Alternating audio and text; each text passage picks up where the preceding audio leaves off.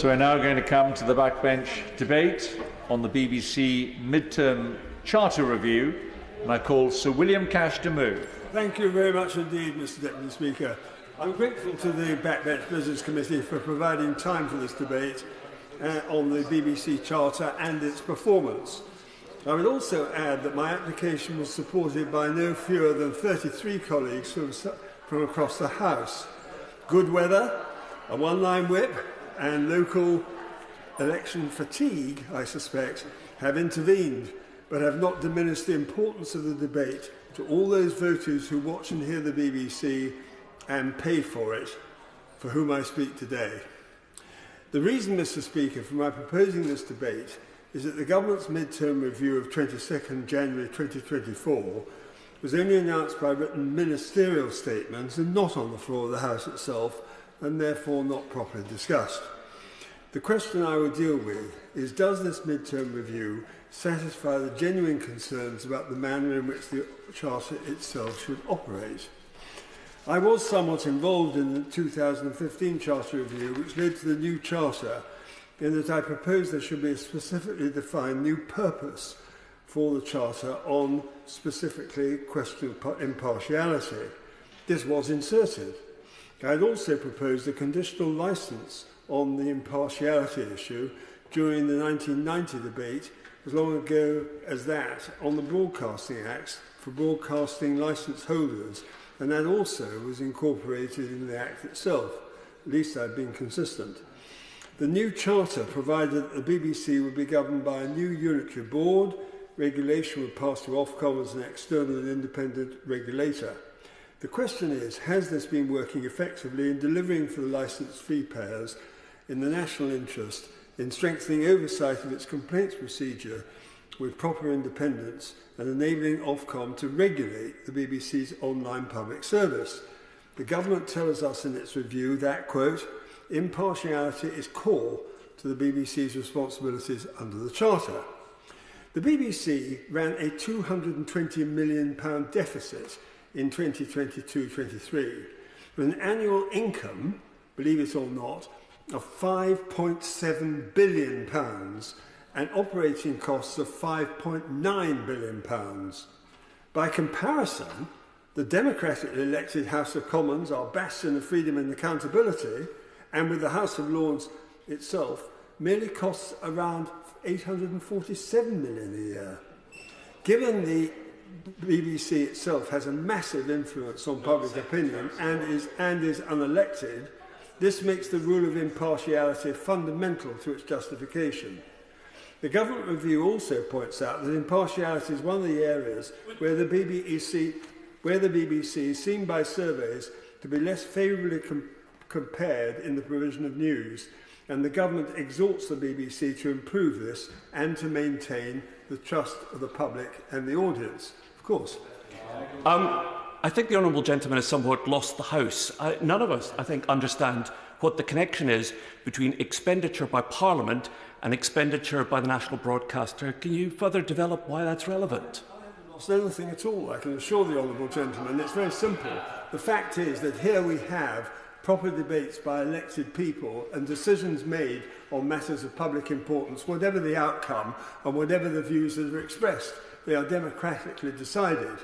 The decisions that are put across by the BBC quite often are the result of a kind of centrist viewpoint, which I'll come on to later, which is definitely not consistent, inevitably, with the views of the public, for who actually pay for the benefit, if that's what it's to be called, of watching and listening to the programmes in question. So, they recommend, that is the Government review, the BBC should publish more information about how it carries out its work on impartiality and how the BBC responds to Ofcom's challenge to improve its performance. A new complaint system has been established under the principle of, quote, BBC First. The question remains, has this worked? The number of complaints made to Ofcom about the BBC's impartiality has increased, and the evidence is that the BBC is not meeting this challenge.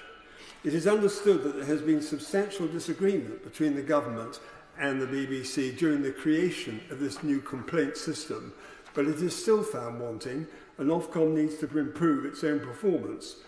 It is also understood that many former BBC employees with BBC sympathies remain in Ofcom and are involved in this process, which also represents a problem, the ultimate result of which is unsatisfactory. In other words, the government itself is clearly not sufficiently satisfied at the moment with the BBC, nor Ofcom's performance on this vital question. This is bad news, and also the failure, as the government itself points out, for the BBC to have a sufficiently robust internal system for identifying the statistical data to determine their analysis of complaints. The government states that the independence of complaints handling indicates that the BBC can do more to ensure audiences do feel that their complaints will be fairly considered. A number of points need to be made, and I know something of this because my European Scrutiny Committee, which I chaired some 9 years ago, took evidence to the BBC on the issue of bias when we criticised the BBC on the question of the European issue before the referendum took place. The same kind of criticism of bias was made by the distinguished Lord Wilson of Dinton in his own report. So all these years later, the government remains concerned even now that the manner in which complaints are dealt with and the data involved are continuing to be profoundly unsatisfactory. The argument, of course.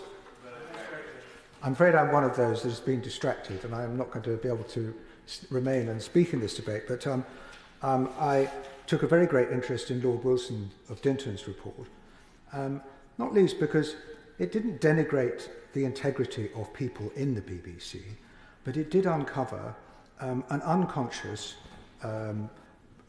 preconception about what certain views about the European community meant. It was a report about the impartiality of the BBC on reporting matters concerning the European Union, which did make a lot of people in the BBC extremely angry, and people from the BBC told me it should never have been commissioned, even though it was a totally objective report. And when confronted with it, the BBC still gets very, very angry about it, which just suggests there is a different atmosphere in the BBC about certain issues, which nobody ever thinks that they themselves are biased, and the BBC, of course, doesn't think it's biased, but it can unconsciously produce a very one-sided approach to a particular issue like the European Union, in that case, particularly about the single currency.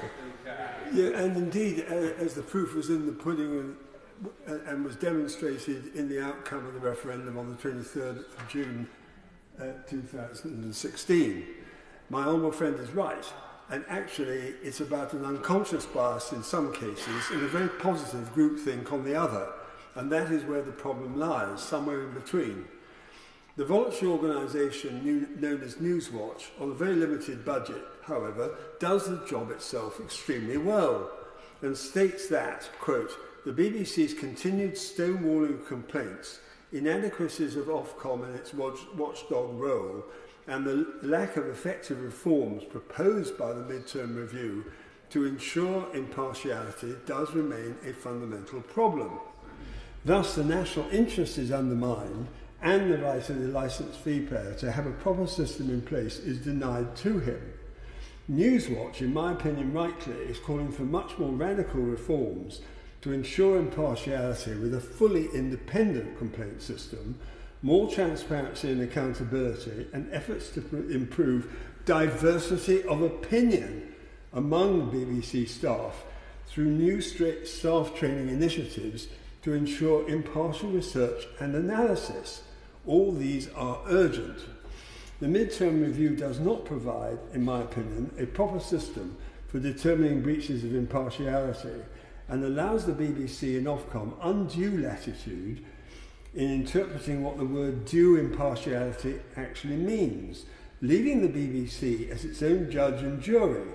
Indeed, in this last year, the new editorial complaints unit, otherwise known as ECU, has upheld only one impartiality complaint. People simply won't believe this. It's a fact. Neither the BBC nor Ofcom routinely publish detailed data on the vast majority of the nearly 2 million complaints received since Ofcom became the regulator in April 2017. The system is therefore not fit for purpose, and Ofcom's own figures indicate that complaints relating to bias are as much as 39% of the complaints, and misleading and dishonest content a further 26%, amounting to approximately 800,000 complaints on bias since Ofcom took over. Indeed, of the 155 complaints upheld or partly upheld by the new system ECU, only 33 were accepted as related to bias, which is an absolutely absurd and minuscule proportion.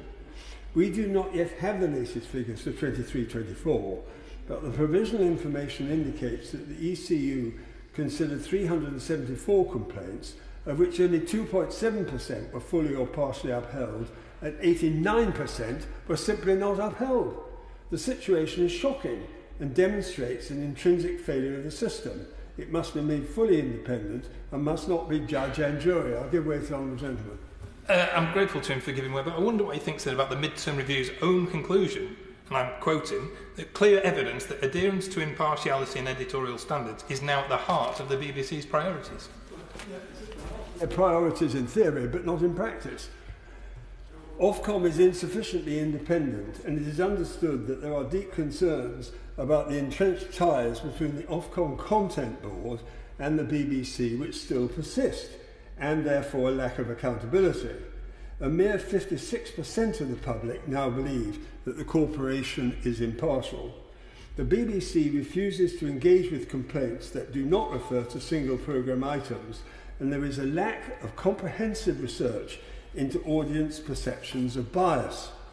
I noticed an important letter in the Telegraph on the 23rd of January this year from Baroness Deach, a distinguished crossbench peer and KC, who was a governor of the BBC from 2002, in which she wrote regarding the publication in January this year of the mid-term review itself. She wrote, quote, "Complaints are seen by the BBC as very sensitive matters, threatening the independence of editors. Witness the lengths to which it has gone to keep secret the Bailyn report on its bias against Israel." She argues that, quote, "the best way to handle complaints would be to appoint an independent ombudsman from outside the media industry, supported by experts on the topic at issue." I believe she is right.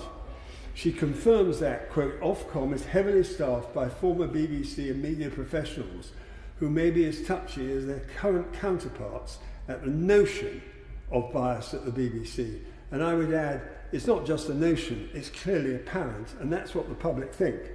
What is also interesting is to note the views of distinguished BBC insiders who know how the system works on a daily basis and have been open and critical of the BBC's performance while they were employed as top-line and experienced presenters and commentators within the BBC for decades.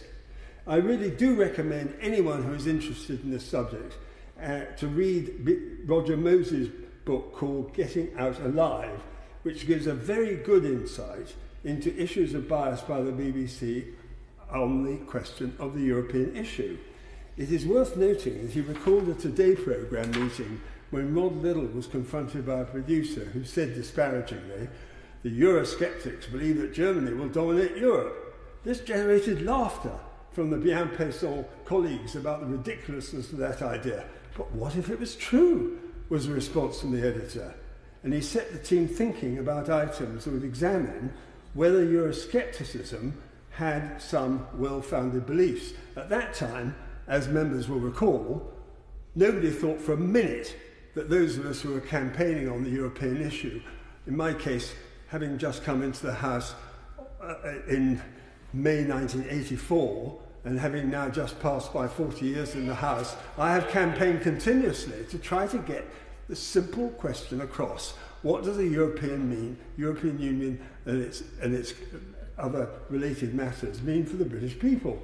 This is an example of how the system can work when the editor of the Today programme demonstrates when reason prevails. Again, Mosey refers to the issue of asylum seekers in the summer of 2003 when Tony Blair was Prime Minister. Mosey referred to the question of the people, what he describes as the editorial policy people, who asserted in this context that the issue, quote, was being led by angry tabloid agenda and extremely right-wing groups. Mosey replied strongly to the editorial policy team, saying amongst other things, quote, the asylum debate is one where we have done rather badly in reflecting the concerns of our audiences or the genuine crisis faced by the government in dealing with the issue. And that was in Tony Blair's time, let alone now. Later he mentions, 2 years ago when it started being raised, we did not realise the level of unease about the issue. So then, now, as in 2 decades later, the position remains the same. I also recommend John Humphrey's book, A Day Like Today, in particular in his conclusion. After 33 years of political interviewing, he says, today presenters and their stablemates do have questions to ask themselves. Does an interview always have to be so combative? Does there have to be a winner or loser? If it does, says John Humphreys, and he knows what he's talking about, unlike the gentleman on the front bench, if it does, the loser might very well be the public. If we interviewers succeed, albeit unintentionally, in convincing the listener that all politicians are liars, the real loser is our system of a representative democracy that has served the nation so well for so long, to which I say, hear, hear. I give way to my honourable friend. I'm most grateful to my honourable friend who's making a very important speech. But I would just draw the House's attention to a meeting I had as a new young backbencher in the early 1990s, when 2 or 3 of us, including my colleague Ian Duncan, the Right Honourable Member for Chingford, finally got a meeting with the editorial team of the Today programme, which I think included Rod Liddell, and started to explain to them why joining a single currency in the European Union might be a rather bad idea. And they were very interested, but they were greeted with derision when they suggested that our arguments might be taken seriously when they went back to the BBC.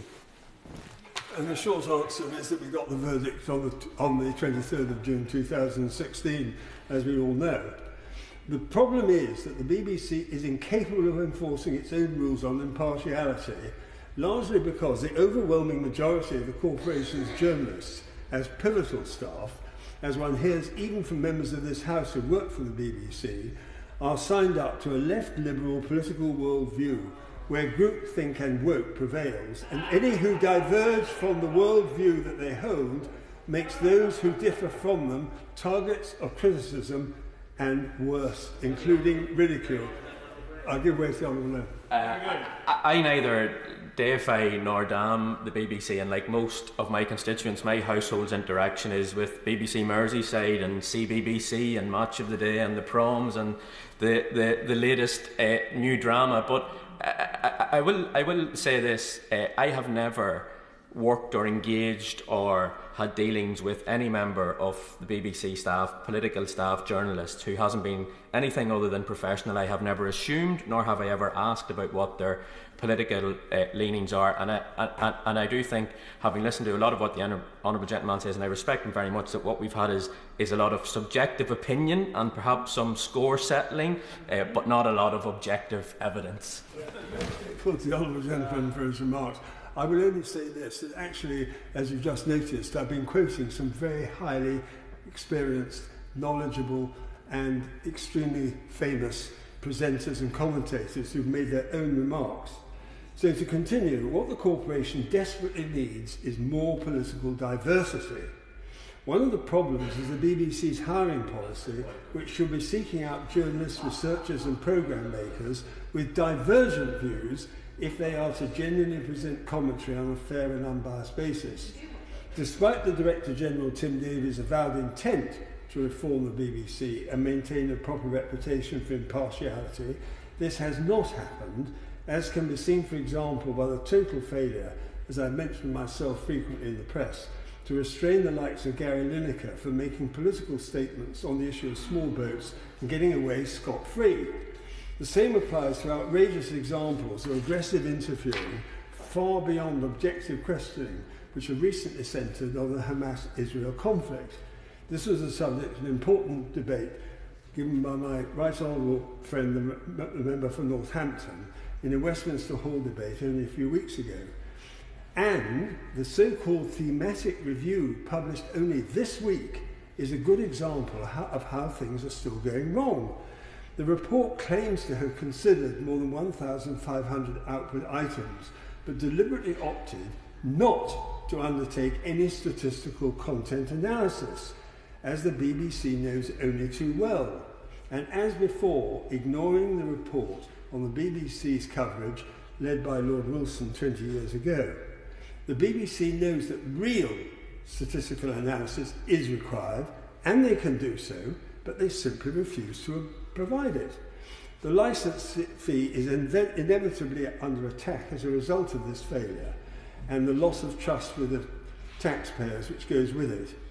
And it is also embedded, I'm afraid, in the failures I've identified in the well-intentioned but BBC mid-term review itself, which leaves the question, why should those who pay the licence fee, who feel that the BBC disregards their views and can be demonstrated to have experienced that, be forced to pay for its running, a subject upon which the wise and reasonable noble Lord, Lord Charles Moore, has frequently written in the past.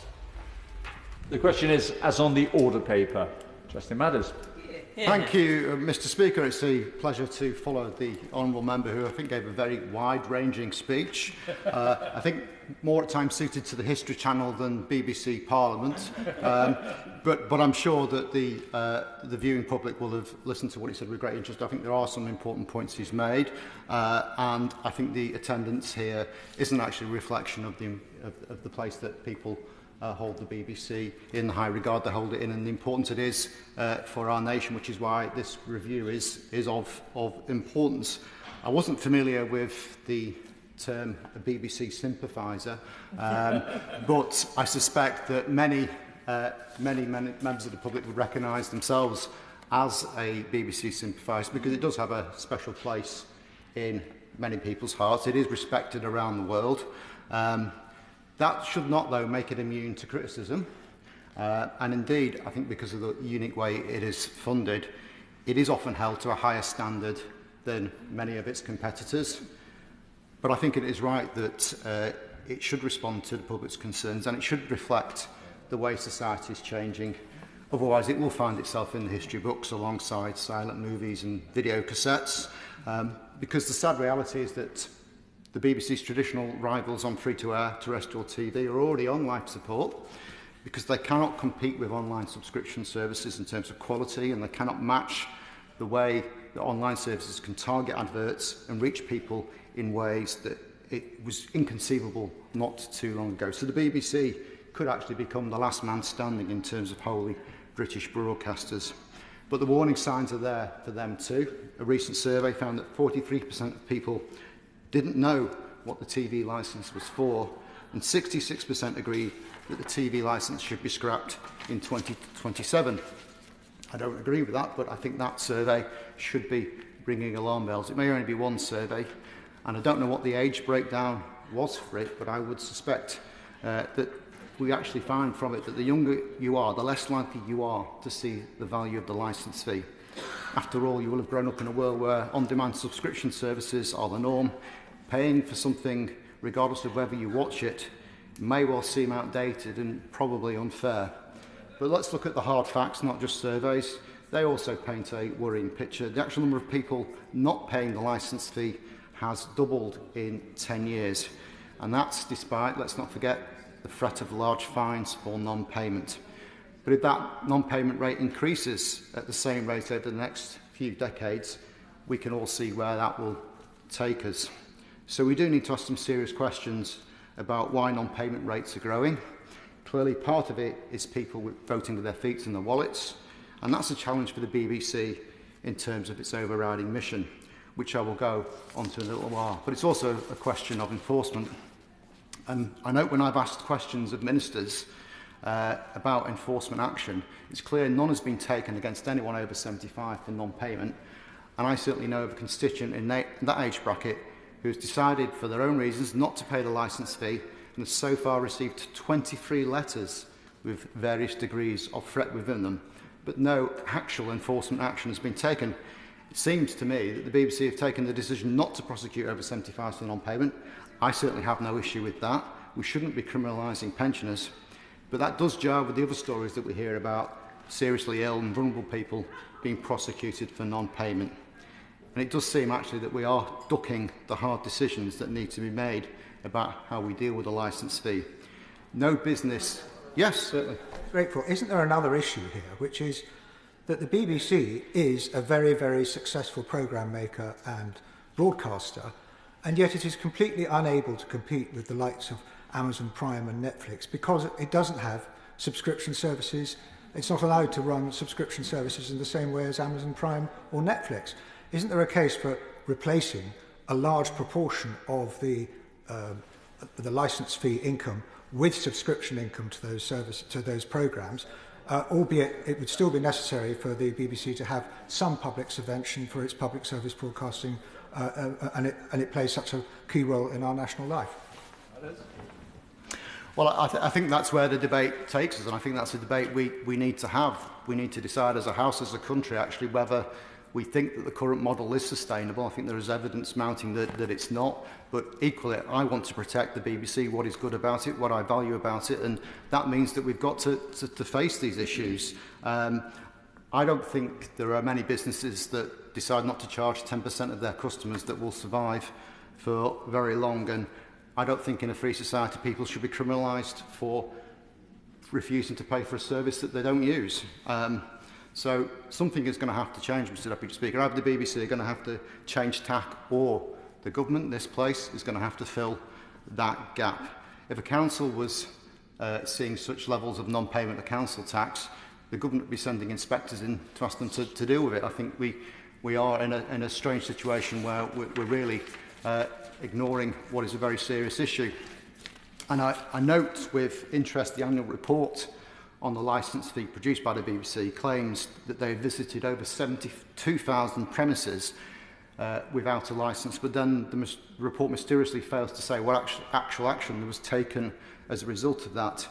And whilst it's difficult to find precisely how many homes should be paying a licence fee, we can state with confidence that 72,000 visits is in itself a very small proportion of the number of properties that aren't currently paying the licence fee.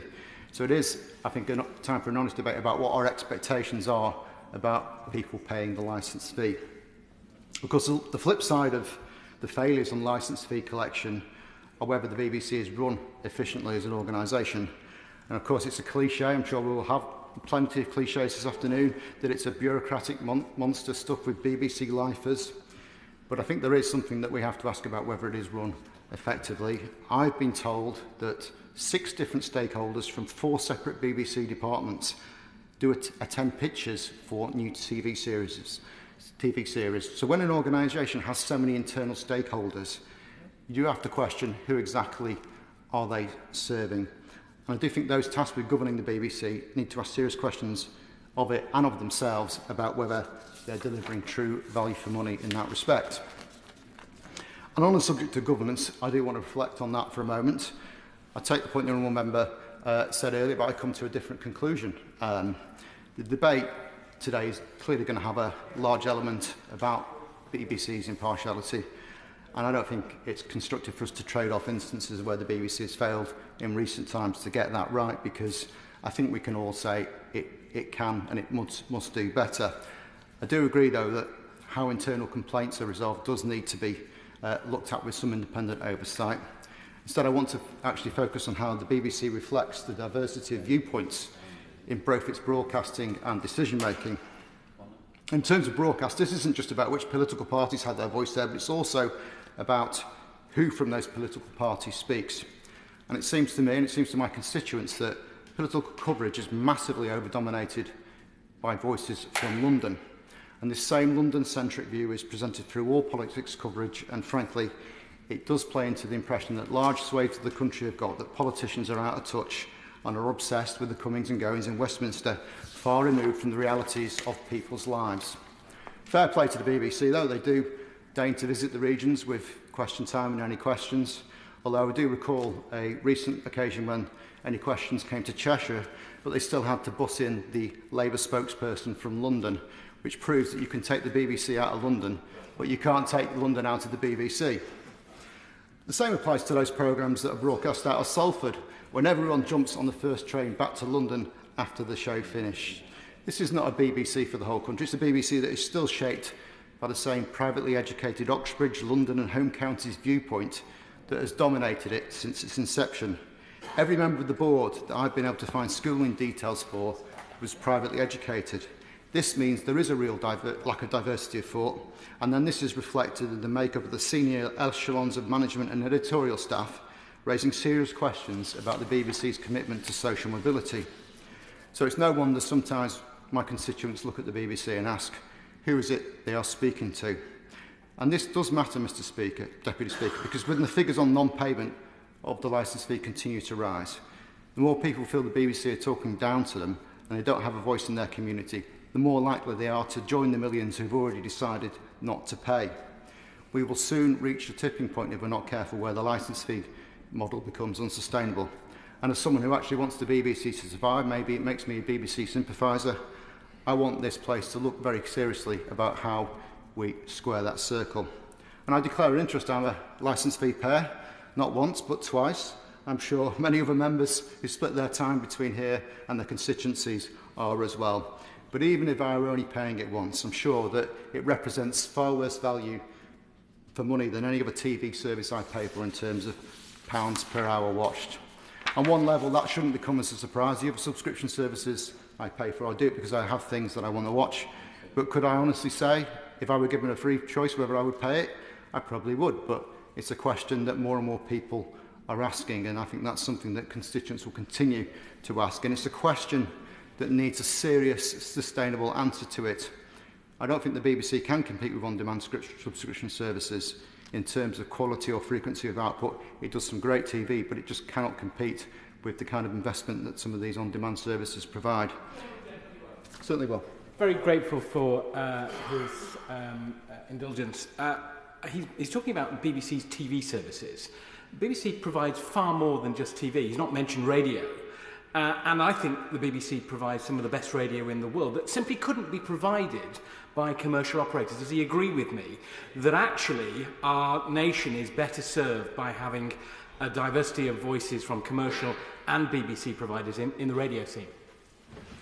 I thank the Honourable Member for his intervention. I actually do agree that BBC Radio is absolutely fantastic, and certainly if I choose to listen to radio, it's usually the BBC that I end up listening to, not just for the sports coverage, but for all other coverage. And I think that the BBC radio offering is probably the one that they've got right in terms of getting the good spread of voices and opinions from across the country.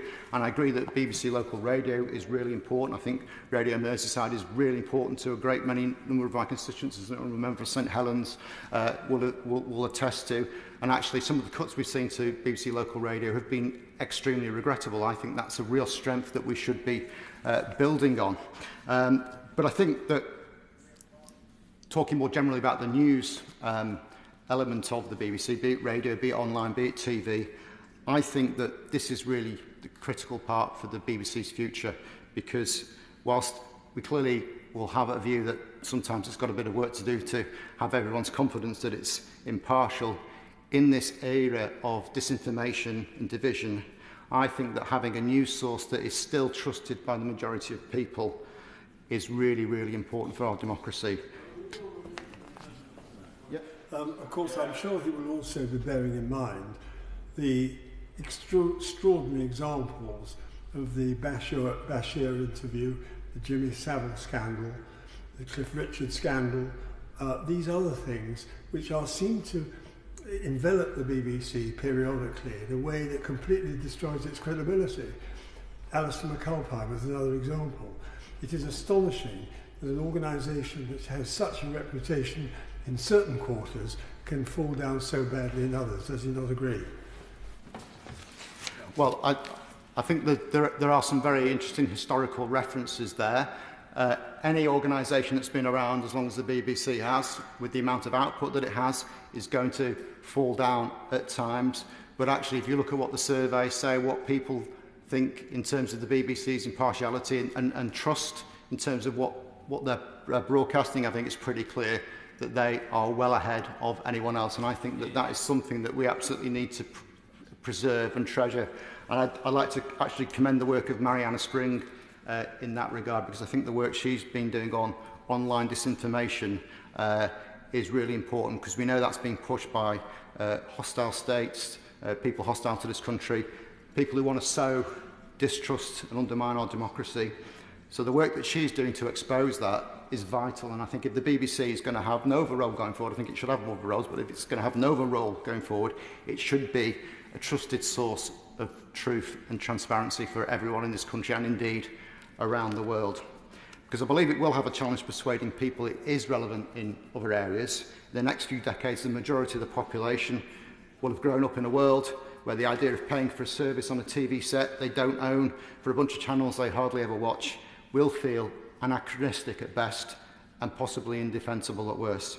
The sooner that we recognise that keeping the BBC at all needs us to address that challenge, the sooner we can decide as a parliament and a country it is worth saving. I believe it is, but we do need to address the challenges before it's too late. Yeah. Well, here's a funny thing. Whilst I've been sitting here, I've just received a text message from the BBC asking me could I do any questions tomorrow evening from Sedgwick.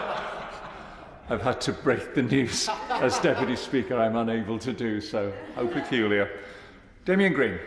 I think that's terrible news, Mr Deputy Speaker. I think that the nation has been deprived of your views for too long. We should hear more of them. I congratulate my honourable friend on getting this debate and on a fascinating speech in which he adduced some interesting evidence, particularly from books written by former senior BBC people. He may not be shocked to discover that I would adduce different conclusions than he does for much of that evidence. And indeed, I may have misunderstood what he said about the Roger Mosey story about Rod Liddle and the Today programme editorial meeting, where most people around the table laughed at the idea that Eurosceptics might have a point, but Rod Liddle then ordered them to do some stories about it, to investigate whether it was true or not. That seems to me exactly what I want the editor of the Today programme to do, to question his own staff and perhaps his own prejudices, and say, OK, let's report from a wide range of views. If that's what's happening, then that's a good thing. And I would also slightly take issue with him where he prayed in aid the thematic review of immigration that the BBC produced this week, which was very self-critical of some of their coverage of immigration issues.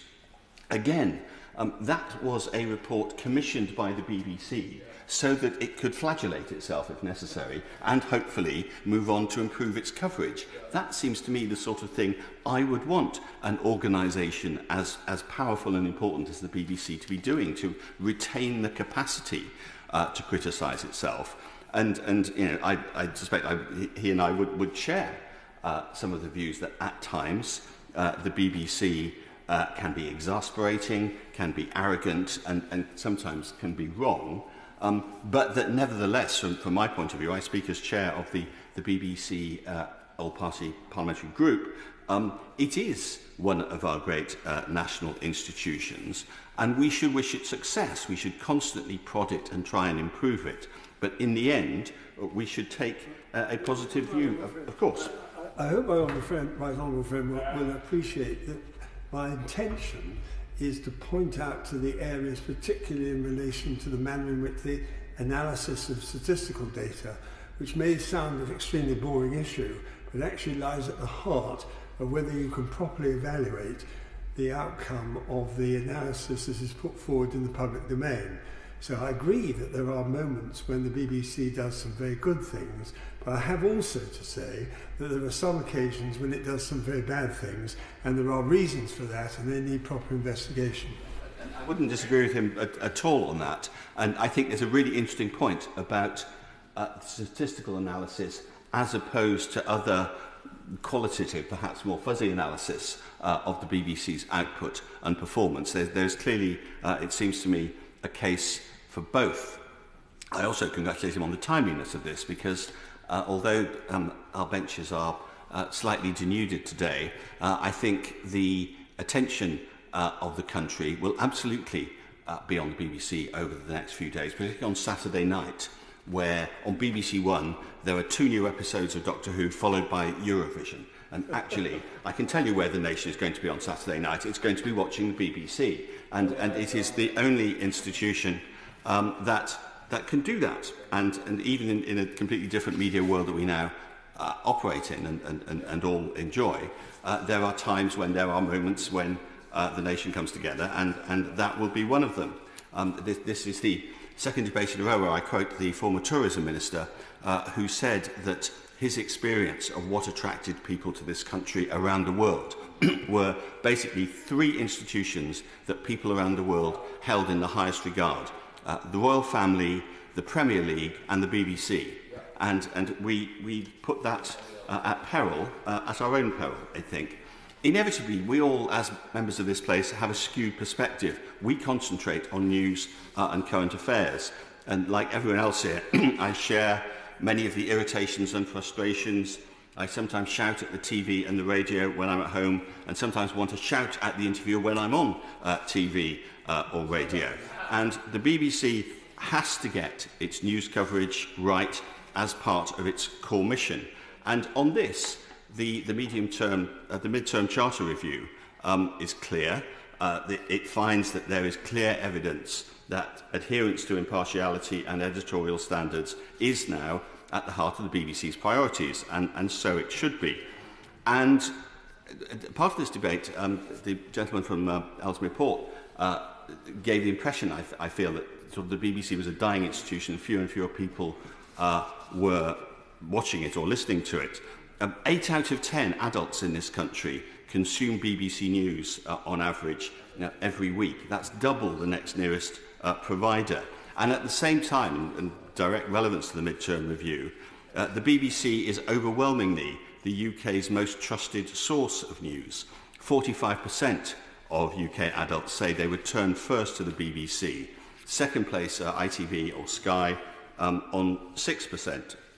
And regardless of politics, of the political views of the individual, BBC News is more trusted by people in the UK than any other institution, and also, interestingly, the most trusted news brand in the US. And at a time when the challenge to democracy and the capacity to have balanced debate is under threat as never before, I think that's really important, and I think that this House should acknowledge that for all the frustrations and irritations, we are lucky in this country to have an institution that has that kind of reach and that kind of level of trust, and that therefore we should seek to preserve and enhance it. And I would contrast the situation of news and debate here with the United States, where now increasingly people get their news from a channel which reflects the views they already have. There are right-wing news channels and left-wing news channels in the United States, and therefore increasingly their political debate is polarised and increasingly toxic. And anything we can do in this country to avoid going down that track seems to me to be very worthwhile. It is an absolutely essential part of public service broadcasting, and public service broadcasting, by and large, works. But we have already talked about the changing landscape and the arrival of the streamers. The question is often asked, who needs the BBC when you've got Netflix, Prime, Disney, Apple and Paramount? It's a good question, and the answer is, who cares about that? Anyone who cares about having a distinctive British voice in media and drama and comedy and all the things that people want to watch. Because, of course, the thing that unites all those streaming services that I mentioned is that they all come from the United States, and they make programmes. Sometimes they make programmes in Britain, and we welcome them here to keep our media industry thriving in the way it does. But nevertheless, in the end, they are not going to reflect the voice of people in this country, perhaps particularly people in parts of this country that are furthest away from London. And so therefore, having a broadcaster whose basic role is to do that, seems to me to be very important. The BBC contributes 4.9 billion to the UK economy each year, with 50% of the value, the gross value added, generated outside London, and supports about 50,000 jobs around the country, operating again largely outside London. And we know that the creative economy is one of our strongest economic sectors, and we know that the BBC is the largest single investor in original UK content. And knowing those facts seems to me, again, to reinforce the argument that for all the reviews that need to go on and all the investigation that needs to go on the whole, the BBC is a force for good. There is another criticism, which absolutely needs to be taken head on, about over-expansion of the BBC. Has it tried to go into services that could be provided by private operators, could be provided by the market, and in doing so, tried to make itself too all-embracing in the British media landscape? I think this is a permanent discussion which is well worth having. I think making sure the BBC is only doing things that would not be done otherwise, or doing things better in a way that others wouldn't do, is very, very important. And I hear what my honourable friend said in his opening speech about Ofcom. He was very critical of Ofcom. I'm sometimes critical of Ofcom, but I think less than he is. But nevertheless, it is absolutely right to identify Ofcom in the era of regulation we have come into as an absolutely crucial element in making sure that the BBC sticks to its last, sticks to doing what it needs to be doing. And if there is signs that Ofcom is not doing that job effectively, then it will be this House, perhaps through the Culture, Media and Sports Select Committee, that will be very important in making sure that the BBC sticks to the right track. But the overall context of this, of course, is the funding settlement, which has lasted for more than a century now, of the licence fee, and which is, of course, increasingly under threat. The short-term pressures, we know that for reasons good or bad, the government has not kept the licence fee up with inflation levels over the past few years, and therefore the BBC has had painful rounds of cuts which have affected things that many of us value hugely, like local radio services. But that's an important enough debate, which we've had on the floor of the House before. But I think the even more important debate is obviously how long can a licence fee settlement continue? I can reveal that it survived at least 30 years longer than some thought, because I did some work for the BBC in the 1990s for the 90s licence fee and charter review. And in those days, the much and unfairly maligned John Burt was making the point that he thought this might be the last licence fee settlement, because he could see what was going to happen with the internet and new modes of delivery of video, as well as in those days just text. And he thought that would in the end render the licence fee untenable. And it is fascinating, having sat through those debates in the 1990s, that we are sitting here 30 years later still debating the same things with, by and large, though I agree with increasingly a number of people not paying, by and large, the people of this country happy to pay the licence fee, which is still, given what you get for it, relatively cheap compared to the amount of money many of us will spend on streaming services. So I think it has survived longer than thought, but in an age of declining linear viewing, it is genuinely a key question as to whether it can continue.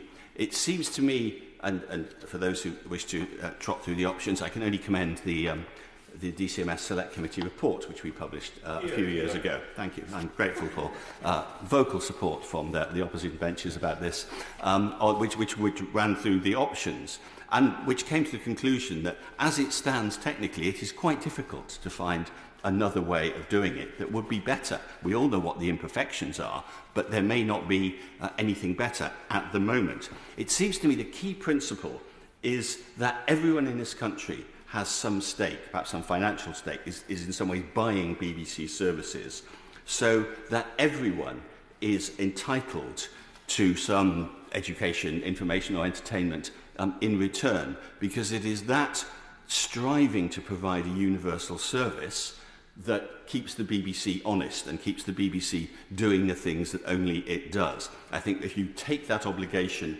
away from the BBC, then you may have a successful programme maker, but you would not have something that keeps the BBC doing the things it has done successfully for more than a century now.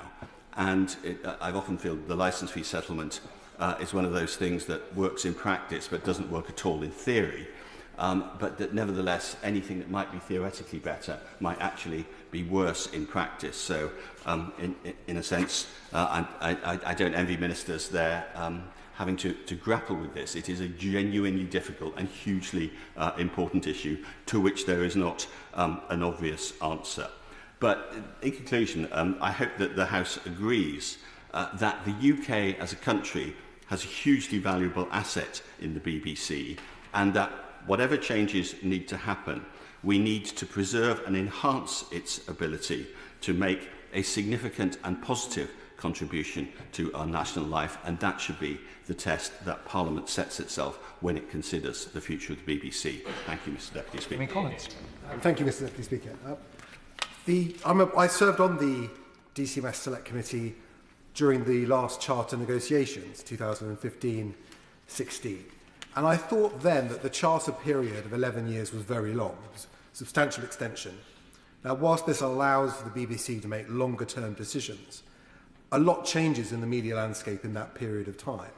When the last Charter was negotiated, if you'd gone back 11 years previously, the social media companies that dominate our media landscape today barely existed.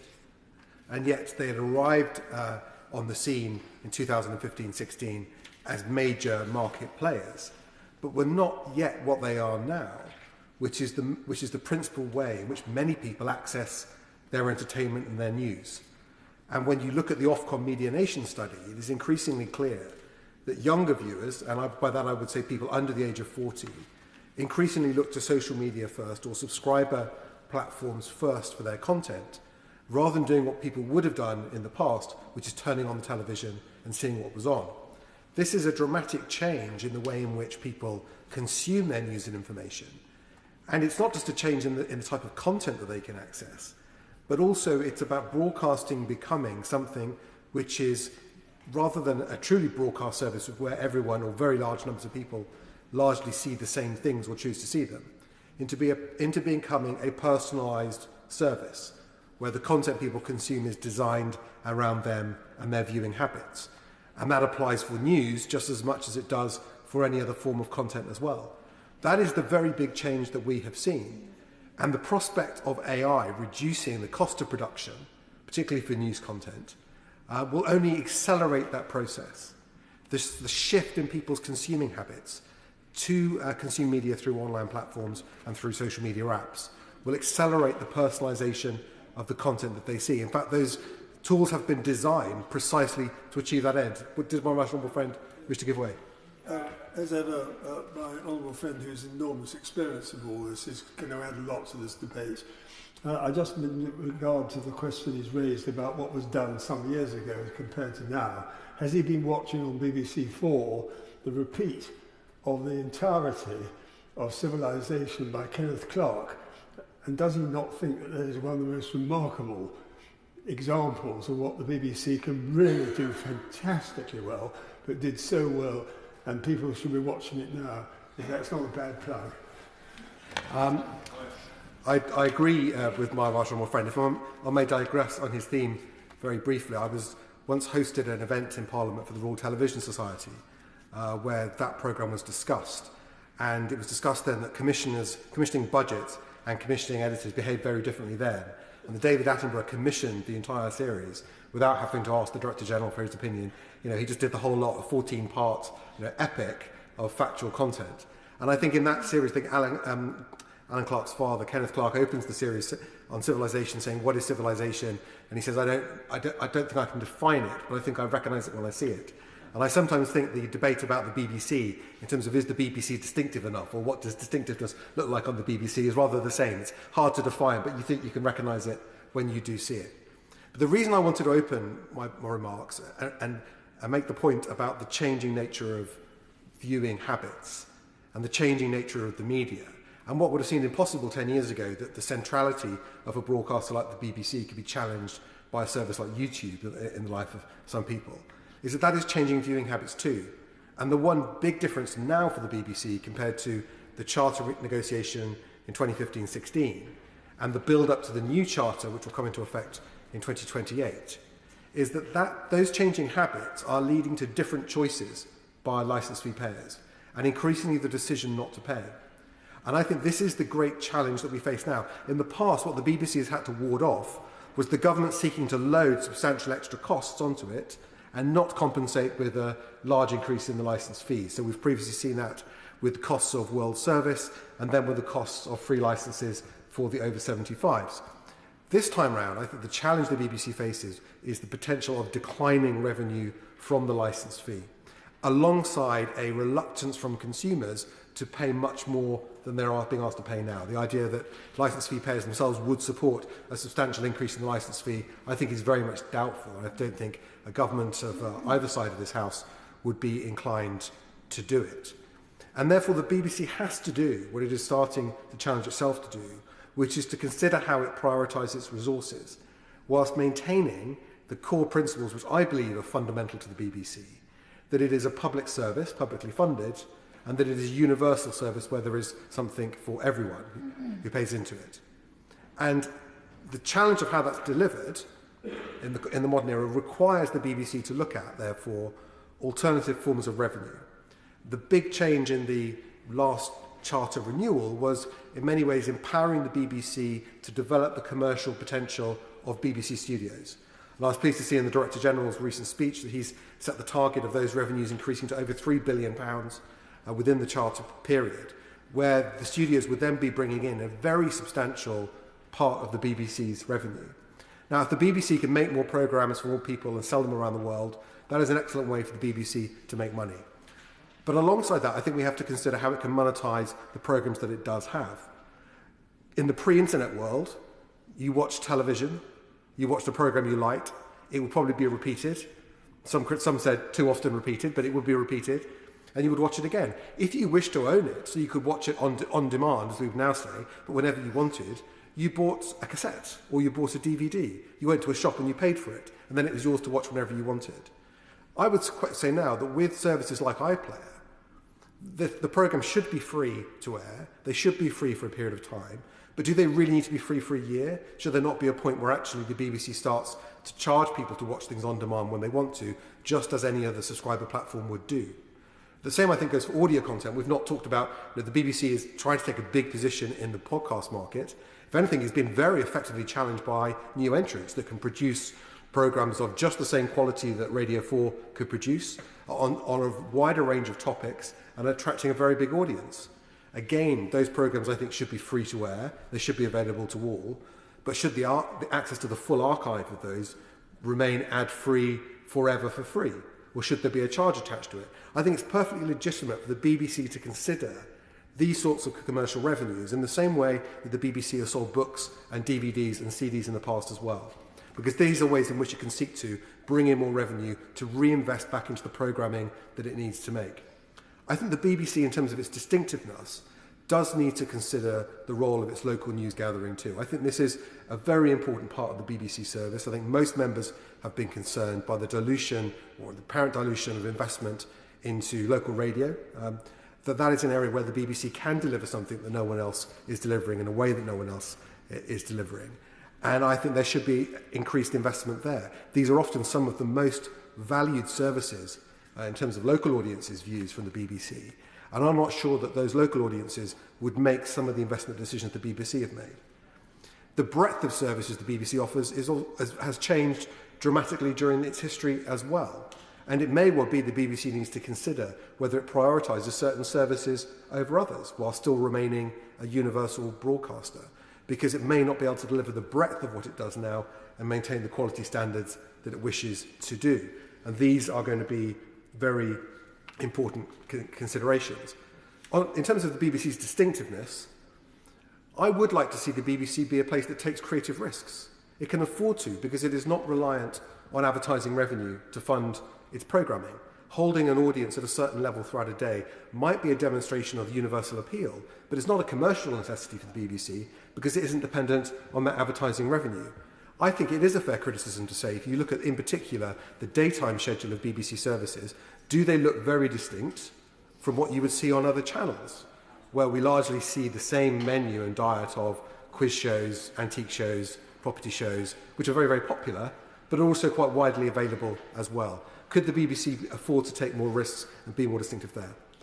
I think the principle of the BBC being publicly funded, though, is very important. I think an aspect of this debate which is not made enough or mentioned enough is that the alternative would be, well, if we were to say to the BBC, we want you to become a subscriber service on voluntary subscriptions, would the volume of those subscriptions be a lot less than the licence fee is today? Almost certainly yes. In which case we would have a much smaller BBC, largely making programmes for people that a smaller group of subscribers wish to pay. I think that would be a gross act of vandalism on what is a very important national institution. If we had a fully commercial BBC with full advertising, the biggest losers would be the other commercial broadcasters. The biggest losers would be ITV and Channel 4, who would discover that the revenue pot from advertisers for live television audiences in the UK is not infinite, and the BBC would simply be soaking that up. We would weaken our creative sector and our television market in the UK by doing that. So you cannot disturb one part of the ecosystem of what is a great success, British television and film and production making, without disturbing the other component parts of it. That's why it remaining publicly funded is important. The mechanism, though, I think has got to be open to challenge. I do think that younger viewers in particular, and the Honourable Member, the Member for Ellesmere Port, Neston, I think made this point earlier on, that I think younger people do see the licence fee, however the BBC wants to see it, as a type of subscription. It's effectively a monthly charge that they pay, just as they might pay for Amazon Prime or they might pay for Netflix, and they see it in that way. And they don't understand it being a device levy if they're watching television through a computer in particular, or watching television through their laptop. So whether this will have to be funded in a different way, be that a property-based tax has been discussed before by the Select Committee, and is the case in Germany, or some other mechanism. But of course, if the BBC was funded publicly in that way, it is perfectly legitimate to say what amount, what proportion of that funding should be contestable. To what extent should another free-to-air broadcaster be able to come along and say, or even a subscriber broadcaster like Sky, and say, we will make this instead, we will make it better, and we'll make it free-to-air. What proportion of that revenue should be contestable in that way? And again, there will be a legitimate debate around that, but opening that up too widely would make the sustainability of the BBC itself difficult to protect. So I think there are lots of challenges now as we look forward to the end of this charter and the start of the new charter around getting this funding mechanism right, that gives the BBC the revenue it needs to do what we want it to do, that gives it the flexibility to do that where the BBC is funded through a charging mechanism that makes sense to the public. And I think we also have to consider the viability of other services like World Service, like the BBC World Service, which is of a huge strategic value to the UK, but of course is largely funded by BBC licence payers now. To what extent should there be government support for that, particularly services that are far further afield? In closing, I would just like to say I regard the BBC as a vital and important national institution. And I think in a world that is becoming more fractured and where audiences are more scattered, the role of a trusted national broadcaster that in particular can be impartial, although that will always be open to challenge from people that hold different views, that is resolutely focused on trying to get to the truth, that can be a trusted source of news and information in a world riven by disinformation and conspiracy theories and lies, is of the utmost importance. And also a national broadcaster that can put on, as my honourable friend the member for Ashford said, those moments which bring the nation together, be it a royal wedding or a royal funeral or the coronation or Eurovision or major sporting events, where the nation can come together and the BBC becomes the national town square. And I think that is a very fundamental part of its role in our public life. Andy Carter. Thank you very much, Mr Deputy Speaker. Can I start by congratulating my honourable friend, the member for Stone, for securing this really important debate. And I think I'd probably class myself as a critical friend of the BBC. I'm not sure whether that makes me a sympathiser or not, but certainly a critical friend. I want to see the BBC prosper in the new media age. But I think that inevitably means we will see change at the BBC, responding to the global creative boom that we are witnessing at the moment. And we really shouldn't underestimate, as the Right Honourable Member for Ashford said earlier, the soft power in terms of the selling of UK PLC around the world by the BBC and the work that it does. But we simply can't expect the BBC, the British public, to accept an ever-increasing licence fee if they perceive the values and approach of the BBC to be out of kilter with their world. And my constituents tell me that they do value the BBC. They value a British public service broadcaster, particularly in terms of news and current affairs. But it does seem that the BBC don't value the type of news and current affairs that my constituents want, particularly around local news. And it's been really disappointing that the one area that the BBC can genuinely make a difference in terms of local provision has been the area that has been cut and withdrawn in recent months. My constituents are concerned about opinions which are presented as facts, and they want creativity and innovation, but they really do want to see the world through eyes that are from their local area, their town, their street, reflected on the screens and through the speakers of their BBC radio station. Its best and most distinctive content, I think, is unrivalled in range and quality whilst being highly valued by listeners and viewers. And some of its services and programme would simply not be possible to provide on a commercial basis. I mentioned earlier to the Honourable Member for Ellesmere, Port and Neston that services like Radio 4 simply would not exist in the commercial marketplace. But I want to spend the majority of my time in this debate picking up on my right honourable friend's comments in relation to what the BBC should be doing as we move forward post the mid-term review and thinking about the next licence fee settlement. The mid-term review provided a valuable insight into the BBC's governance and regulation arrangements and whether they have successfully enabled and effectively delivered the BBC's mission and public purpose.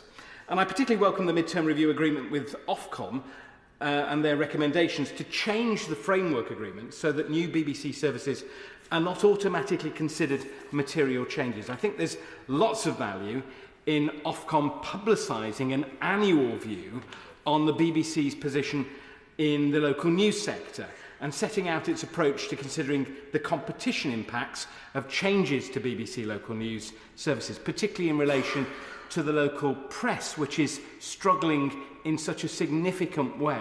The BBC's decision to move more of its resource online has a consequence of impacting local journalism that is supported by advertising. And that, for me, is something that Ofcom should take serious interest in. They've said they'll do this the first time in November 2024 and subsequently use its annual report on the BBC to update this. I welcome that in particular. I want to take a few moments to specifically look at the competition and market impacts in relation to the audio and radio sectors. Just for context, let's start by looking at the audiences of BBC Radio.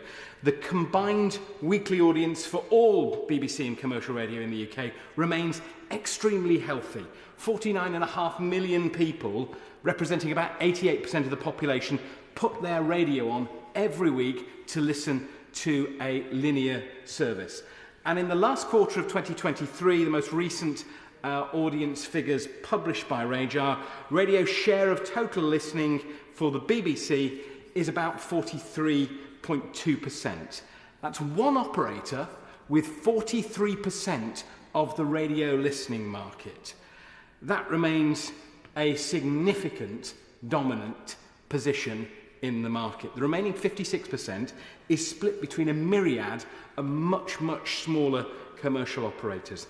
The BBC holds an extremely privileged position due to the scale of funding it receives, its unrivaled broadcast network, and the ability to cross-promote its services, the like of which is not available to any rival operator, be that in television, radio, or online.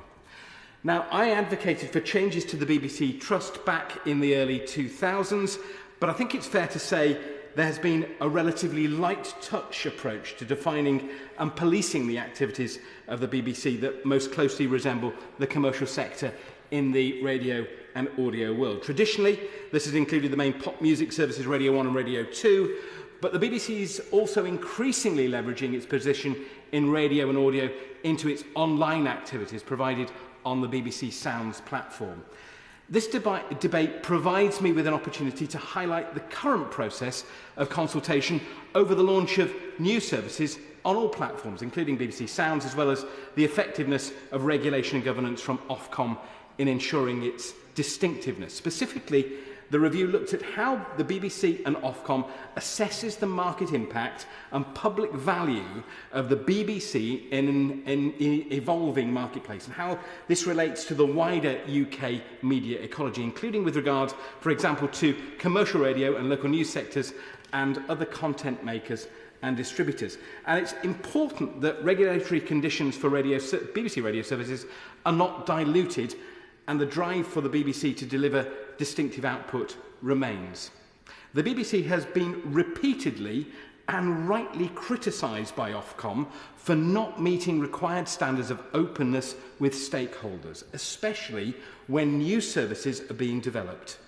Earlier I detailed a more structured consultation is required, and that's what Ofcom are urging the BBC to do. The current framework places too much emphasis on the BBC's own judgment and assessments of impacts, especially when considering the significance of change to its own services. This undermines the credibility and independence of the process.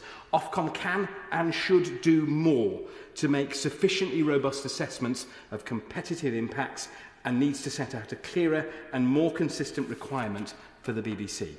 The extent of the BBC's significant dominance in sectors such as radio and the implications for this for both distinctiveness and market impact must be reflected more clearly.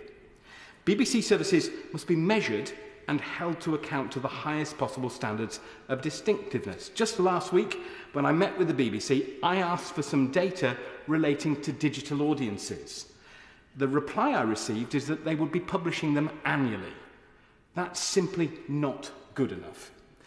In February, the BBC announced plans to launch new spin-off radio stations on DAB and on BBC Sounds that would directly imitate radio services provided currently by the independent radio sector. Now, my view is that these new services are duplicates, and they fail to deliver distinctive output to listeners already concerned about changes to their beloved BBC local radio services. The changes require regulatory approval from Ofcom, and I've raised my concerns directly with the Minister and the regulator, but I'm concerned the BBC is attempting to fast-track proposals on BBC Sounds, which is subject to less regulatory oversight than the DAB services. Mr Deputy Speaker, as listening habits continue to shift online, there is a real risk to harm the popular and innovative commercial stations that are developing across the UK. Stations like Boom Radio that have moved in to deliver really popular services for the over 50s when Radio 2 moved its services to a younger age group. And if this service is launched exclusively on BBC Sounds and it inevitably receives significant cross-promotion on BBC One TV and on Radio 2, it will drive audiences and can impact commercial operators significantly.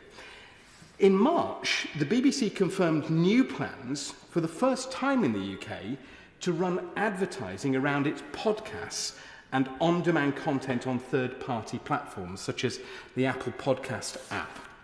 Now, if these proposals are introduced, listeners who don't use BBC Sounds would in effect be paying twice for BBC content. They've already paid their licence fee, which has contributed to making the content, but then they will be paying again through advertising revenues. The BBC is unfairly forcing licence fee payers to pick between ad-free listening on BBC Sounds or their preferred podcast platform. Listeners should be entitled to access BBC audio content, such as Desert Islandists, via whatever means they choose. And while the podcasting advertiser market is relatively in its infancy, the BBC is dominant in UK audio, which is different to the TV market. And as a result, its impact could and probably will be significant. There is only a limited pool of audio advertising revenue, as the Honourable Member for Folkestone and Hythe referenced earlier, with commercial audio broadcasters solely relying on this to fund their services and invest in professional content. And I think, Mr Deputy Speaker, ironically, there's a risk that these new proposals could have an unintended consequence for the BBC.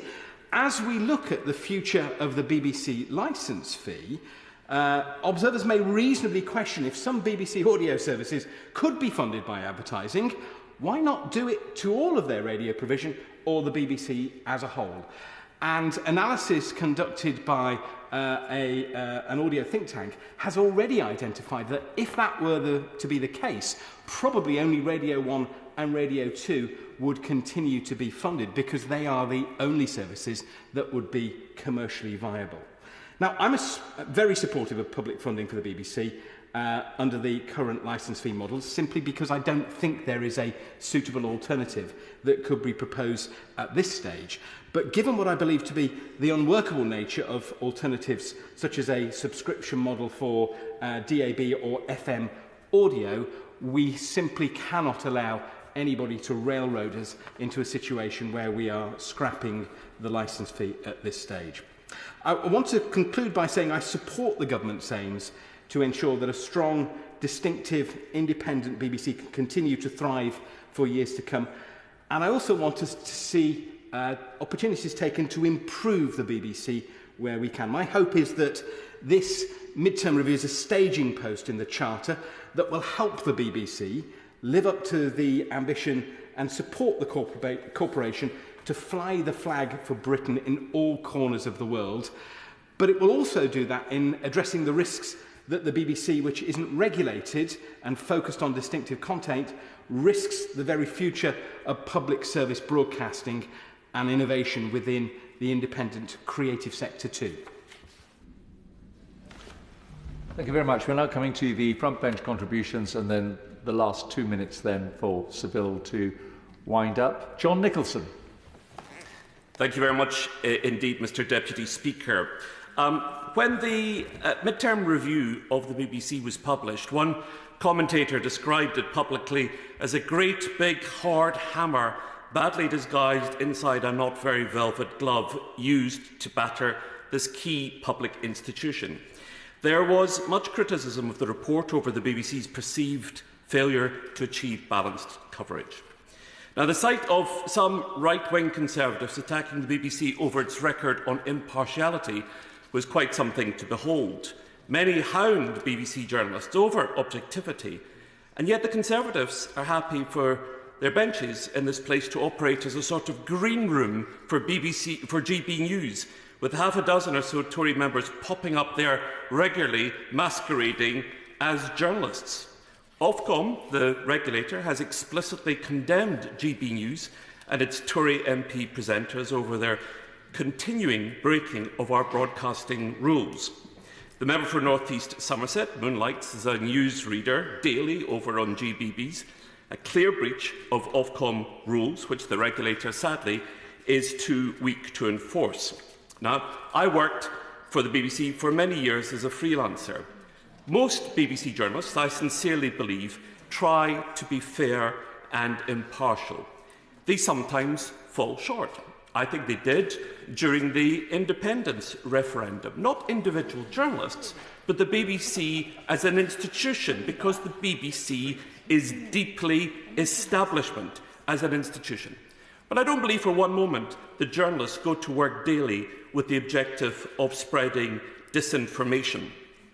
Now, the member for Stone cites as an example of woke Europhile bias the views of Brexiter Rod Liddell.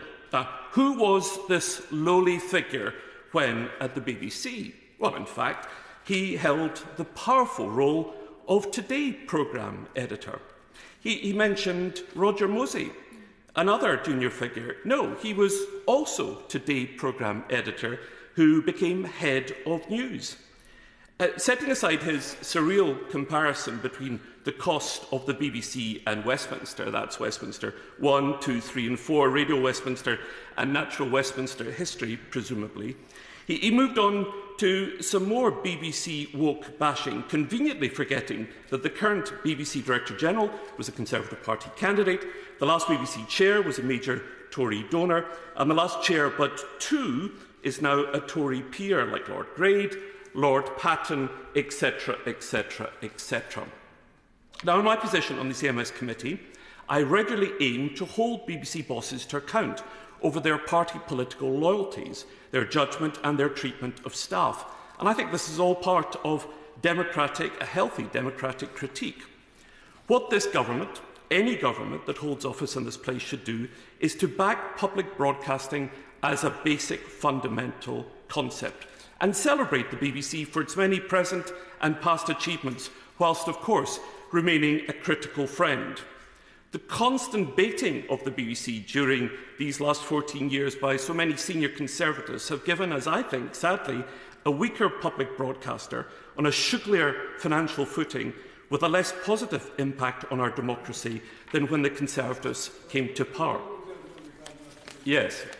I think he's slightly misinterpreted and in fact on the verge of misleading in respect to what I said. I happen to think that Rod Liddell was an exceptionally good presenter, same for Roger Mosey and also for John Humphreys. All these people were exceptionally good, but their experience demonstrated a degree of awareness that all was not well necessarily in the organisation of the manner in which their programmes were put together. That's all I was saying. I wasn't criticising them, I was commending them. Well, Deputy Speaker, hold the front pages.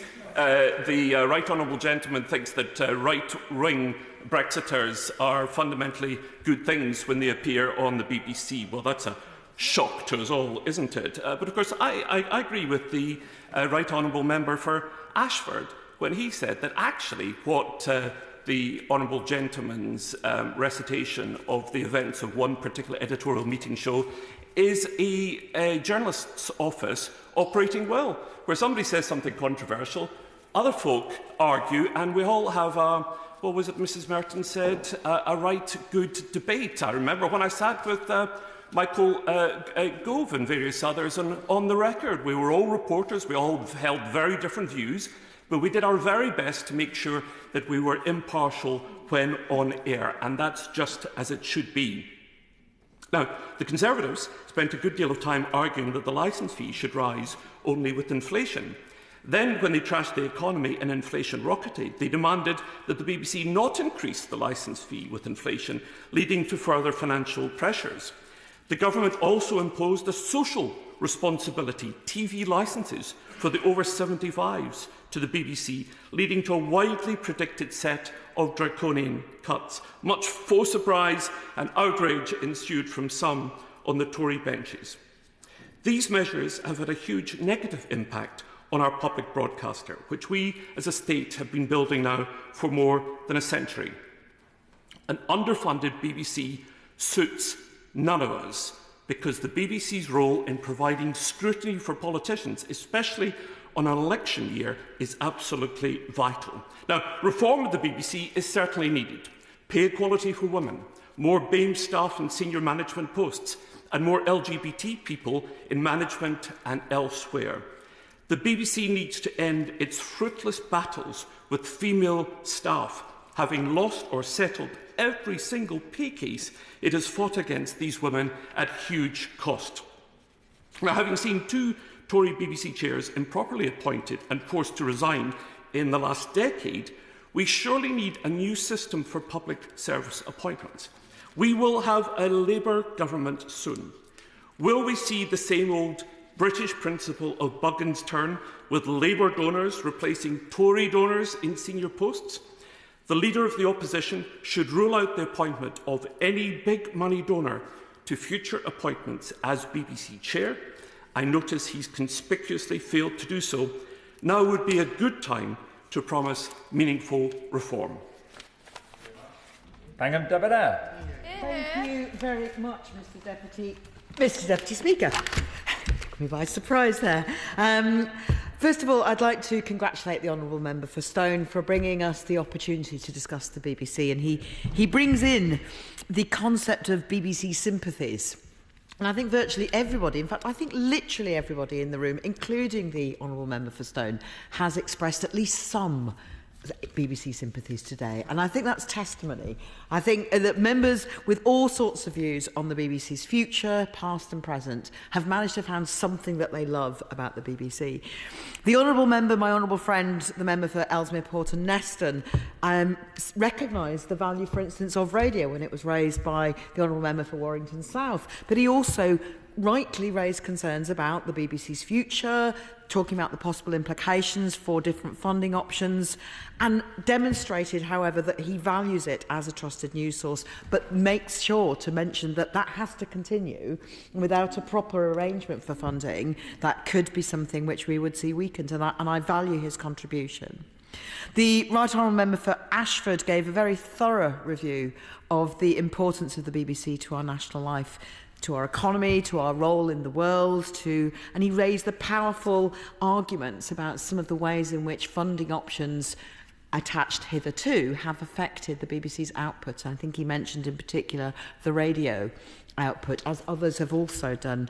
I think that was a concern raised by many members and by members who are not with us today, that the cuts and changes to local radio, whatever the reason, have had an effect and future proposals, as the Honourable Member for Warrington South has mentioned, may have an effect on competition, and that the concerns have been raised he has raised concerns with him, but also with my honourable friend, the member for Barnsley North, who has been taking views from radio stations about these proposals, and I think it's right that we consider them and the effects on competition, unintended consequences, as the member for Warrington South mentions. The Honourable Member for Folkestone and Hythe, another distinguished member of the CMS committee over the last 10 years. I think we've got many former members of the CMS committee with us today, even with our low numbers, who gave us such expertise, and he gave a really detailed discussion of the implications of different forms of widening revenue. And I urge all members who are looking at the different funding options to read Hansard from today, because I think we've had some really great contributions from members and right honourable members with thought and care, raised as the Honourable Member for Warrington South described himself as a critical friend of the BBC. I think that was a very apt way to describe himself, because he raised concerns about competition, about new proposals, but also raised what he believes to be unique and distinctive about the BBC. And I think it's worth just spending a small amount of time on what is unique and distinctive about the BBC from the start. Members have mentioned radio, podcasts. I would add things like the BBC's Bite Size, which so many young people relied on during the lockdown years. We have the BBC's website. How many members and honourable members right now are getting any BBC News alerts popping up on their screens? It's so often the method that we have for learning about something that's just happened, checking the weather in the morning, listening back to something that we will have missed from during the day but we find really valuable. The content that the BBC is able to put out because of the role that we trust them to, having a unique role in our public life, is what makes them such a great public service broadcaster. And as the Secretary of State herself wrote in her foreword to the BBC Mid-Term Charter Review, the BBC is an unmatched media institution that matters deeply to this country and to the people around the world, and I agree. Government has an important role in both scrutinising and championing the BBC. But I have to say, some of the members, the Secretary of State and some of her colleagues have had an odd way of showing it. And I would like to begin just by gently suggesting to the Minister that the Government does need to focus on supporting the BBC to fulfil its public service broadcast mission, rather than using it as a punching bag, as so many members many of them not here today, but many members from the side opposite have consistently done in recent years. And I'd like, Mr Deputy Speaker, to outline now the importance of the BBC to our national life. And then I'll address the review itself. It is one of our greatest institutions. It brings wealth, jobs and joy along with other public service broadcasters. And it brings people together for shared experiences, as many honourable and right honourable members have mentioned today, from sporting occasions to royal occasions. We were all there. Most people turned to the BBC in the last few hours of the late Queen, but we also turned to the BBC for great moments of rejoicing when our new King was crowned so recently. We bring together people from the world over in its news output, and it's particularly recognised and trusted, as the Right Honourable Member for Ashford mentioned. It's an important part of our soft power, but it's also vital in the ecosystem of our creative industries. It contributes £4.9 billion to the UK economy every year, and 50% of that is outside London, and many members would argue that should be more, and I think we hold the BBC to their plans to take more investment outside London carefully. I've seen the benefit of that for myself in my own constituency of Bristol West, home to the BBC's world-renowned Natural History Unit. It's not just the Natural History Unit itself, it's the clustering of creative industries that's developed around it, with independent production companies flourishing. It is the single largest investor in original UK content, creating jobs, but also helping us to tell our national story in a distinctive British way. That's the first B, the British Broadcasting Company. It's not anything else but British. And they keep British life front and centre. I'd like to the BBC I want to salute the BBC in their desire to improve and innovate and to widen their range of content. And the Honourable Member for Stone talks about diversity of views, and I believe that is already with us. We have a diversity of output. We have a diversity of regional output, of regional voices, of stories told. But I think that every member here should always challenge the BBC to go further on this, because that's one of the things we're here for, to champion diversity of views in our roles here.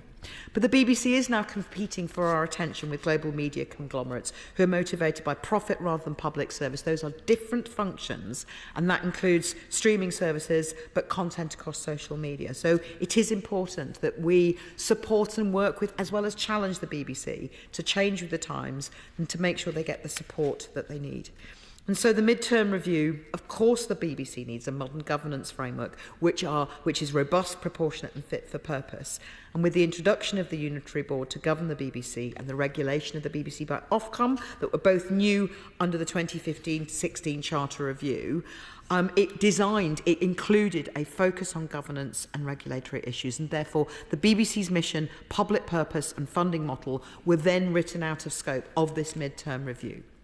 So the government chose to focus on 6 themes: editorial standards and impartiality, which many members have addressed today, the handling of complaints, which I have to mention to the Honourable Member for Stone, just because a complaint is not upheld that he sympathises with doesn't mean that the regulator was wrong. I think it's an interesting argument that he poses, that a large volume of complaints not being upheld means that the complaint system isn't good enough. But I think the Minister may wish to address some of that in her closing remarks. Competition and market impact, commercial governance, regulation, diversity and transparency. And overall, the findings of the review indicate that the BBC's governance and regulation are working well. Particularly true, they say, of the BBC's commercial activities. And I think it's worth us noting this.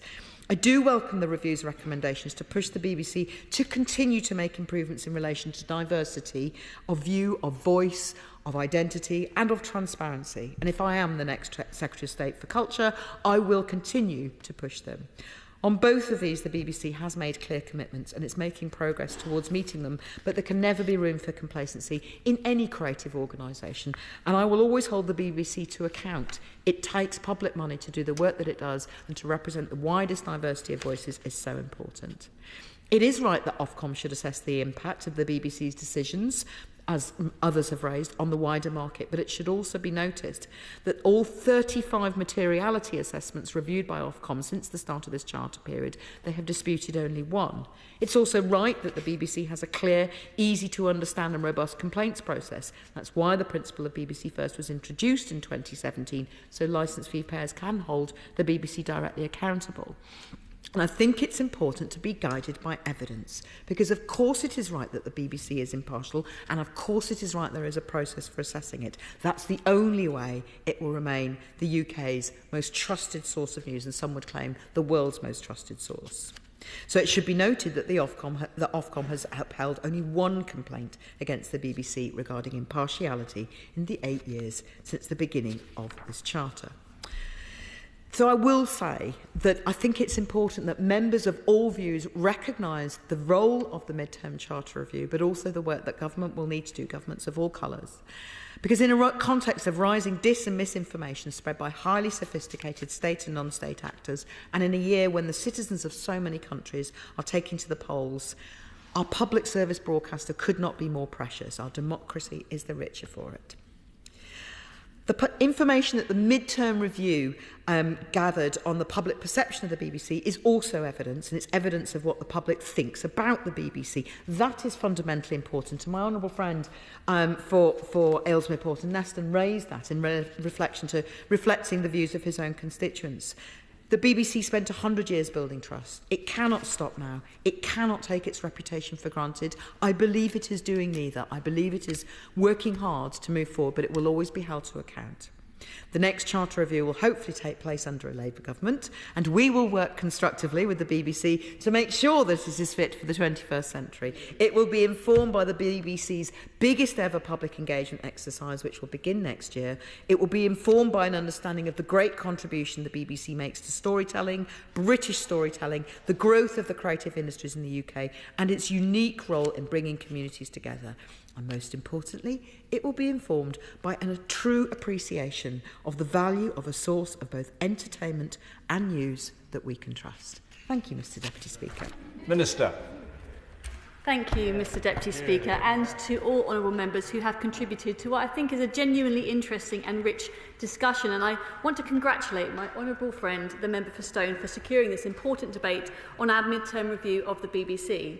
As I approach my 40th birthday in just under 4 weeks' time, I would rather celebrate his 40th anniversary as a parliamentarian, which passed only days ago.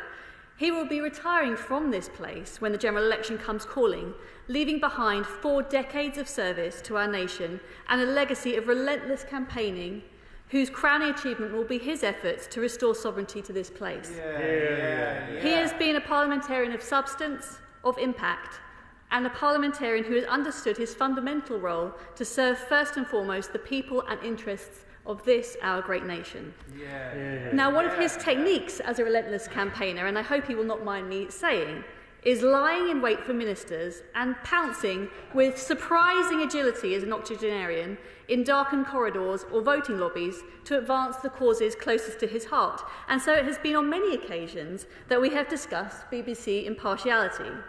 Now, of course, his interest in this subject extends well beyond my 3 years as Media Minister, and he referenced 1984, 1990, 2003, because it's a cause he has championed for decades.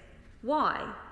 Because, as he has implied today, it goes to the heart of the special contract between the British people and the BBC. That the BBC will be funded in a unique way via the licence fee because it has unique duties in how it covers national events, produces content, reports on and shapes public debate, and then imbues British values of fairness, free speech and rigour into BBC World as an international projection of our nation. As he reflected in a debate last month, he played an important role in putting the issue of BBC impartiality at the centre of the current charter. And so it's with regret that he will not be here in the next Parliament with his institutional knowledge when a new generation of MPs will need to make some very big decisions about the future of the BBC as its next Royal Charter is drawn up, the foundations for which we are laying now. The midterm review, Mr Deputy Speaker, has been one of the staging posts to that moment, and it will be a huge moment for UK broadcasters, audiences and creators, because the world is changing around us and changing very rapidly. The question that has preoccupied public debate on the BBC's future most is one of the sustainability of the licence fee, and it's been touched upon several times today. That will be a big part of the discussion around charter renewal, be without any doubt. The numbers paying the licence fee are falling, whether people are advocates of it or not. The way audiences, particularly younger audiences, consume content is breaking their traditional relationship with the linear broadcasters, weakening the loyalty to and the love of the institution. Audience feel BBC is not adequately reflecting them, and that's something that's been touched upon again today. And as a consequence, they have lost trust and are starting to not want to pay the licence fee. The fact that most television will be received over the internet will introduce new gatekeepers and promoters of content, and none of us quite knows how AI is going to be shaping the information industry. The Honourable Member for Ellesmere Port and Neston touched upon these challenges with great clarity, as has my honourable friend for Folkestone and Hythe, with his considerable expertise bringing into this debate. So before I turn in more detail to the midterm review, my ask of this House, if I may make one, as we debate the BBC in the coming months and years, is that we do not lose focus on that very big picture as we fret over the urgent or everyday matters surrounding the BBC, its coverage and its presenters. Since the Second World War, we have understood our country and its values in part through the strength of its great institutions, and that was touched upon by my right honourable friend for Ashford, and the BBC is surely one of them. But it is not enough simply to will it to have a future and expect that to be the case. As the world changes around us, those institutions whose strength we have perhaps complacently relied upon must go through a process of renewal, a renewal that provides clarity of purpose and a sense of mission for the next decades of the 21st century. And dare I say it, this includes the Conservative Party and a renewal of centre-right thinking. But in the BBC's case, that mission must surely include the vigorous pursuit of truth in a world in which information and facts are blurred with increasing sophistication and intent, and to provide audiences not just with a narrow diet of content that suits an individual's taste or caters to their own worldview, but to challenge, to inform, to educate and provoke curiosity in a way that pulls people out of their silos, and in a way that serves all audiences, but perhaps especially our children, as a counter to malign elements of the online world and the pull of addictive entertainment over nourishing educational content which helps them navigate the real world around them. And as this House, I think, has made patently clear, that also includes local audiences, and my honourable friend for Warrington South has campaigned particularly strongly on this. Now, one of the most interesting parts of the Director General's recent speech about the future of the BBC was on algorithms. Designed by many organisations to monetise controversy, he set out how the BBC in the 21st century is developing unique ethical algorithms that do not simply double down on an individual's narrow preferences, but guides them into a broader, richer catalogue and brings people together. At Charter Renewal, there may also be interesting questions on how we best create and deliver public service content if younger audiences are moving elsewhere, and whether a wider range of outlets and creators are well placed to do that delivery. And this was something that was touched upon by my honourable friend for Folkestone and Hythe. We will need to look at the BBC World Service as a force for projecting our values globally, as malign states seek rapidly to up the stakes in the battles for hearts and minds. And finally, there are going to be very important questions about the BBC's vital role in feeding the wider broadcasting and creative ecology in a way that will allow us in the UK to continue as a world leader in creativity and for our cultural voice to be retained. And I think that's an aspect of the BBC debate that's often overlooked or misunderstood when we discuss its value, and it's something that has led the Director General to describe the BBC as a growth and innovation fund that backs British storytelling. Now, the midterm review touches on some of these issues, but it should be seen as the staging post that it is, a new innovation introduced at the last Charter to understand whether the BBC is operating in the way envisaged at the last Charter review, but also to signal where we think things may need to change by 2027. Now, I understand that for some members, and my honourable friend included, the midterm review didn't go far enough on the issues closest to their hearts, and I want gently to challenge that view. The midterm review delivered a number of significant and necessary reforms, focusing on editorial standards and impartiality, whether the BBC has the right complaints model, and the distinctiveness of the BBC's content in relation to competition and market impact. And I want to be clear that the discussions within the midterm review with BBC and Ofcom, led by my right honourable and learned friend, the Secretary of State, resulted in recommendations that she got over the line with the BBC and Ofcom, with the licence fee payer always at front of mind. Our review was unambiguous that there is scope for material improvement across a variety of areas, and it made 39 recommendations for meaningful change. Now, as the Honourable Member for Stone has previously noted, impartiality was at the heart of the mid-term review, and we concluded that it continues to be a major challenge for the BBC. Following direct and constructive dialogue with us in government, the BBC is implementing major reforms, and those build on the Sirota review, and that includes thematic reviews of output, and most recently we saw this week one on migration coverage. Now, a key feature also of the mid-term review is the recommendation for Ofcom's regulatory responsibilities, including its oversight of due impartiality, to be extended to key areas of the BBC's online public service material, which is where many now go for their content. Mr Deputy Speaker, the BBC also has an important tool at its disposal in its efforts to continue building trusted relationships with its audiences, and that tool is the complaints process. As honourable members will know, the BBC is unique among broadcasters in having the chance and indeed the responsibility to try and resolve audience complaints about its content first, before their consideration by the independent regulator Ofcom. The ongoing feedback of licence fee payers to the BBC and how that feedback flows directly to staff and programme makers is invaluable in helping the BBC both to understand what its audiences care about and how to make its services better. We heard concerns through the MTR about complaints, and that's why they formed a key focus of our review and the area where we made the most recommendations. But I recognise the strength of feeling among some members. For those colleagues, fundamental questions remain about the appropriateness of the BBC First principle. And that is why at Charter Review we have committed to examine whether BBC First remains the right complaints model to enable the BBC to deliver against its responsibilities to serve all audiences. Now, my honourable friends for Warrington South and my honourable friend for Folkestone and Hythe talked about the BBC's role in the market and the impact on commercial competitors, and this was raised also in the mid-term review. Now, the Charter doesn't preclude the BBC from having an adverse impact on the market if the BBC and Ofcom believe it's necessary for the effective fulfilment of the BBC's mission and public purposes. Now, we talked extensively with industry during the review, and we found that a lack of effective engagement has the potential to risk the BBC and Ofcom's decision-making process. We're clear the BBC needs to drive higher standards for that stakeholder engagement and transparency so that businesses can be supported who are operating in the same markets. Therefore, we've made recommendations to ensure that the BBC strengthens that engagement with competitors in the media. And that, in particular, should include commercial radio stations and local newspapers, especially when it makes decisions which impact them. Mr Deputy Speaker, while the MTR, the mid-term review, will deliver material improvements in the BBC's governance and regulation, I want to reiterate that it is only one part of the government's ongoing programme of work to scrutinise the BBC, with more to come as we move towards Charter Review. This will be a significantly broader process than the mid-term review, considering what the BBC is for and how it is funded. This is why, before Charter Review, the next major step in our roadmap is the funding model review.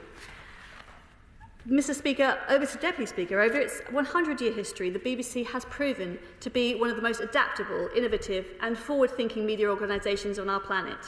Across time, the BBC has shown its ability to open itself up to external scrutiny, reflect on challenges and find learning opportunities.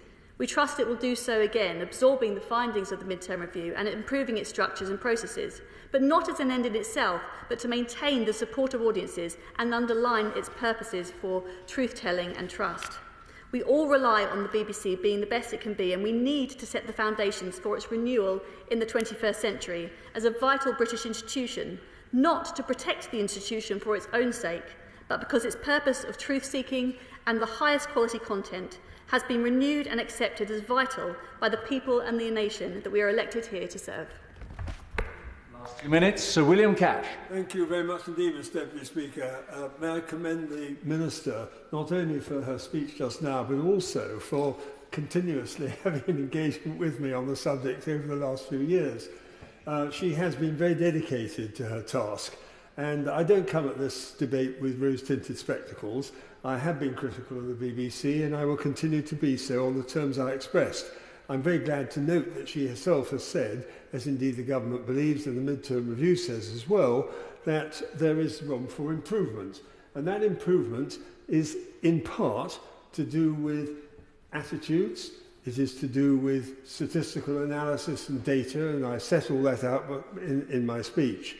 And also this groupthink, which I do think still gravitates in certain cohorts of the BBC and Ofcom, but I've said my point on that, and that's on the record. I do, however, accept entirely that this organisation, which has been going for so long, has got an incredibly important role to play in our national life.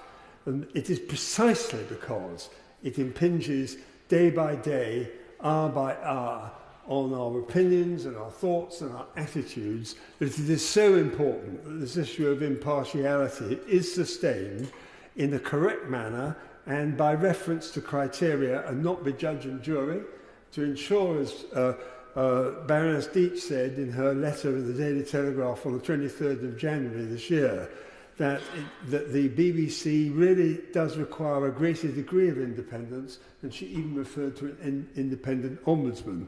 I'm not satisfied, and the figures that I've given perhaps illustrate better the fact that there is a lack of sufficient proof that the EQ system is actually working as well as some people had hoped it would. I have some misgivings about it, as I've expressed, and they're very deep. The proof of the pudding is in the eating, and these improvements, I hope, as a result of this debate, will be examined in that light. I simply say this, and also to my honourable friends on this side of the House, and if I may say so, to those on the other side of the House, some of whom have been somewhat more critical about what I've had to say than others. Having said that, I really do pay tribute to honourable friend the member for Ashford and to Folkestone and Hythe, because in particular I recognise that they really do know what they're talking about, and they have enormous experience of these matters. And I think in the conclusion I'd simply say this: I think this has been a very important debate. I am sorry that the 30-odd colleagues who've signed up for my motion for this and the Business Committee's approval of it have not been here today. It would have been lovely if they had, but the bottom line is that notwithstanding that, and in some degree it's just a realistic appraisal of the fact that we've had a very difficult few weeks. And I'd simply say this, that I'm very glad we've had the debate. I'm extremely grateful to the Minister for her response, and also to the other members who participated, because I think it's been more than worthwhile, and I think this is just going to be another a landmark in considering the improvements that we can achieve in relation to the BBC in the future. And I suspect, like me, many of you have watched the Eurovision Song Contest for many decades with bated breath and expectation and hope, and that we wish Graham Norton well this weekend on fronting the show, but also Ollie Alexander incredibly well, and we all hope that he's going to win. And if any of you are free that night, Mr. Fletcher, the government whip, tells me he's having a Eurovision Song Contest party at his house, as a lot of people will throughout the country. So good luck, everybody, on that contest. The question is, as on the order paper, as many of that opinion say aye. Aye. Of the contrary, no. I think the ayes have it. The ayes have it.